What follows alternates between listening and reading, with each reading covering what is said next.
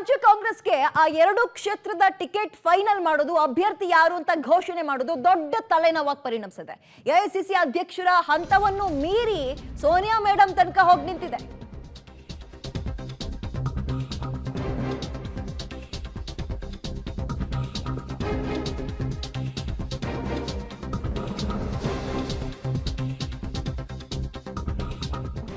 ಖರ್ಗೆಯನ್ನೇ ಮೀರಿ ಸೋನಿಯಾ ಗಾಂಧಿ ಮೊರೆ ಹೋದ್ರ ನಾಯಕರುಗಳು.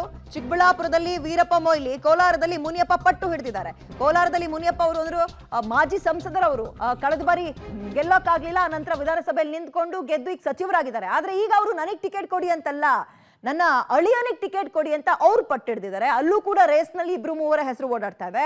ಮತ್ತೊಂದ್ ಕಡೆ ಚಿಕ್ಕಬಳ್ಳಾಪುರ ಅಂತ ನೋಡಿದಾಗ ಮೊಯ್ಲಿ ವರ್ಸಸ್ ರಕ್ಷಾರಾಮಯ್ಯ ಸಿದ್ದರಾಮಯ್ಯ ಅವರ ಆಪ್ತ ಬಳಗದಲ್ಲಿ ಗುರುತಿಸ್ಕೊಂಡಿರೋರು. ಇಲ್ಲಿ ತನಕ ಅವ್ರ ಹೆಸರೇ ಮುನ್ನೆಲೆಯಲ್ಲೇ ಇತ್ತು. ಅಲ್ಲಿಂದ ರಕ್ಷಾರಾಮಯ್ಯ ಅವರೇ ಕಂಟೆಸ್ಟ್ ಮಾಡ್ತಾರೆ ಅಂತ.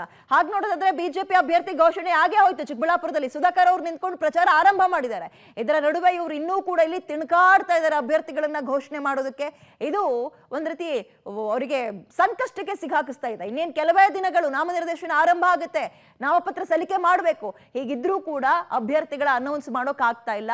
ಇಬ್ರು ಪ್ರಭಾವಿಗಳೇ, ಒಂದ್ ಕಡೆ ಮುನಿಯಪ್ಪ ಅವರು, ಮತ್ತೊಂದ್ ಕಡೆ ಮೊಯ್ಲಿ ಅವರು, ಹೈಕಮಾಂಡ್ಗೆ ಬಹಳ ಹತ್ರದಲ್ಲಿ ಇರುವಂತವ್ರು, ಹತ್ರದಿಂದ ಆ ಲೀಡರ್ಸ್ ಗಳನ್ನ ನೋಡಿರುವಂತವ್ರು. ಈಗ ಇಬ್ರು ಪಟ್ಟು ಹಿಡಿದು ಕೂತಿದ್ದಾರೆ. ಯಾಕಂದ್ರೆ ಈ ರೀತಿಯಾಗಿ ಅಳಿಯನಿಗೆ ಟಿಕೆಟ್ ಕೊಡ್ಸೋದು, ಸೊಸೆ ಕೊಡ್ಸೋದು, ಮಗಳಿಗೆ ಕೊಡ್ಸಿರೋದು ಇವೆಲ್ಲವೂ ಕಾಂಗ್ರೆಸ್ ನಲ್ಲಿ ಅಥವಾ ಬಿಜೆಪಿಲಿ ಎರಡು ಕಡೆಯಿಂದಲೂ ಆಗಿದೆ. ಹಾಗಾಗಿ ನನಗಿಲ್ಲ ಅಂದ್ರೂ ಪರವಾಗಿಲ್ಲ, ಇವರಿಗಾದ್ರೂ ಸಿಗ್ಲಿ ಅನ್ನುವಂತಹ ಮನಸ್ಥಿತಿಗೆ ಬಂದಂಗೆ ಕಾಣಿಸ್ತಾ ಇದೆ ನಾಯಕರುಗಳು.